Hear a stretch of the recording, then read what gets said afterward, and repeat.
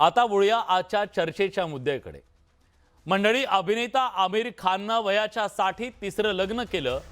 त्याच्या लग्नाचा निर्णय सध्या सोशल मीडियापासून ते राजकीय व्यासपीठापर्यंत चांगला चर्चेला जातोय। पण आमिर खानच्या वैयक्तिक आयुष्यातल्या निर्णयाला सरसकट लव्ह जिहादचं लेबल लावून त्याला ब्रँड अँबॅसेडर ठरवलं जातं। एवढंच नाही तर त्यावरून थेट चित्रपटांवर बहिष्कार टाका असे फतवे काढले जात आहेत।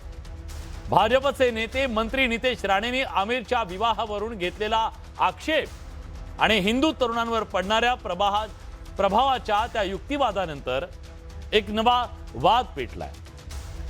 या सगळ्यामध्ये प्रश्न उपस्थित केले जात आहेत की देशाचं संविधान, कायदे आणि व्यक्तिगत स्वातंत्र्य यापेक्षा समाजातील स्वयंघोषित ठेकेदारांचे फतवे मोठे झालेत का हो?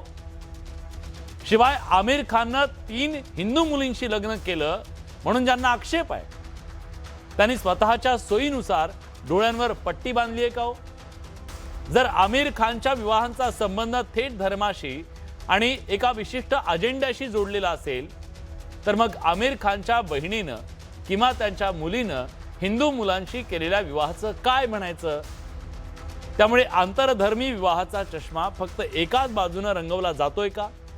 भारतीय संविधानाने प्रत्येक सज्ञान नागरिकाला स्वतःचा जोडीदार निवडण्याचा एक मूलभूत अधिकार दिला। त्यामुळे आमिर खानचा विवाह कायदेशीर आहे का? हा विवाह दोन्ही व्यक्तींच्या संमतीने झालाय का? त्याच्या आधीच्या पत्नीशी किंवा कुटुंबातल्या यावर कोणाचा आक्षेप आहे का? हे सगळं पाहणं महत्त्वाचं आहे।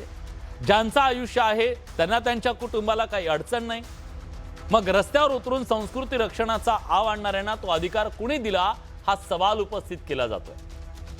खरं तर बॉलिवूडमध्ये आंतरधर्मीय किंवा आंतरजातीय विवाह ही काही आजची गोष्ट नाहीये। अगदी मराठी सिने इंडस्ट्रीत सुद्धा अनेक आंतरजातीय आंतरधर्मीय विवाह झालेले आहेत, समाजामध्ये झालेले आहेत। सुनील दत्त, नरगिस यांच्यापासून ते अगदी अलीकडच्या काळातील अनेक जोडप्यांनी धर्माच्या आणि जातीच्या भिंती ओलांडून एकत्र संसार थाटला।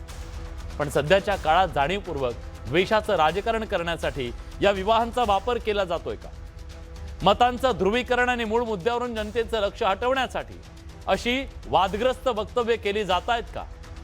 खरं तर कोणी कोणाशी लग्न करावा हा पूर्णपणे वैयक्तिक ज्याचा त्याचा अधिकार आहे। त्यामुळे जोपर्यंत कायदा पायदळी तुडवला जात नाही तोपर्यंत कोणाच्याही वैयक्तिक आयुष्यात डोकावण्याचा आणि त्यावर धार्मिक रंग चढवण्याचा अधिकार कुणाला नाही। तरीही हे काम का केलं जातंय हा सवाल आहे।